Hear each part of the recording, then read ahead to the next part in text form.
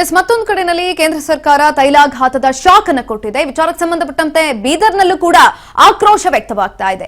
ತೈಲ ದರ ಏರಿಕೆ ಆಗಿದೆ, ಆಟೋ ಸವಾರರು ಆಕ್ರೋಶವನ್ನ ಹೊರಹಾಕ್ತಿದ್ದಾರೆ. ವಿಚಾರಕ್ಕೆ ಸಂಬಂಧಪಟ್ಟಂತೆ 4ನೇ ಬಾರಿ ಪೆಟ್ರೋಲ್ ಡೀಸೆಲ್ ದರ ಏರಿಕೆ ಆಗಿರುವಂತದ್ದು. ಕೇಂದ್ರ ಸರ್ಕಾರ ದರ ಏರಿಕೆಯನ್ನ ಮಾಡಿದೆ. ಆಟೋ ಸವಾರರು ವಿಚಾರಕ್ಕೆ ಸಂಬಂಧಪಟ್ಟಂತೆ ಆಕ್ರೋಶವನ್ನ ಹೊರಹಾಕ್ತಿದ್ದಾರೆ. ಬೆಲೆ ಏರಿಕೆಯಿಂದ ನಾವು ಜೀವನ ಮಾಡೋದು ಕಷ್ಟ ಆಗಿದೆ, ಬೆಲೆ ಏರಿಕೆಯಿಂದ ನಾವು ಆತ್ಮಹತ್ಯೆ ಮಾಡಿಕೊಳ್ಬೇಕಷ್ಟೇ ಅಂತ ಹೇಳ್ತಿದ್ದಾರೆ. ಆಟೋ ಓಡಿಸಿಕೊಂಡು ಜೀವನವನ್ನ ನಡೆಸ್ತಾ ಇದ್ದೀವಿ. ಕೇಂದ್ರದ ವಿರುದ್ಧ ಆಟೋ ಚಾಲಕರು ಆಕ್ರೋಶವನ್ನ ಹೊರಹಾಕ್ತಾ ಇರುವಂತದ್ದು. ಆಟೋವನ್ನ ಓಡಿಸಿಕೊಂಡು ಜೀವನವನ್ನ ಸಾಗಿಸ್ತಾ ಇದ್ದೀವಿ, ನಮ್ಮ ಪರಿಸ್ಥಿತಿ ಏನು? 11 ದಿನದಲ್ಲಿ 4 ಬಾರಿ ದರ ಏರಿಕೆಯನ್ನ ಮಾಡಿದ್ದೀರಾ, ನಾವೆಲ್ಲಿಗೆ ಹೋಗಬೇಕು, ಏನ್ ಮಾಡಬೇಕು ನಾವು?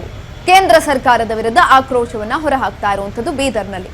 ಆಟೋ ಸವಾರರು ಇದೀಗ ಆಟೋ ಚಾಲಕರು ಆಕ್ರೋಶವನ್ನ ವ್ಯಕ್ತಪಡಿಸ್ತಾ ಇದ್ದಾರೆ.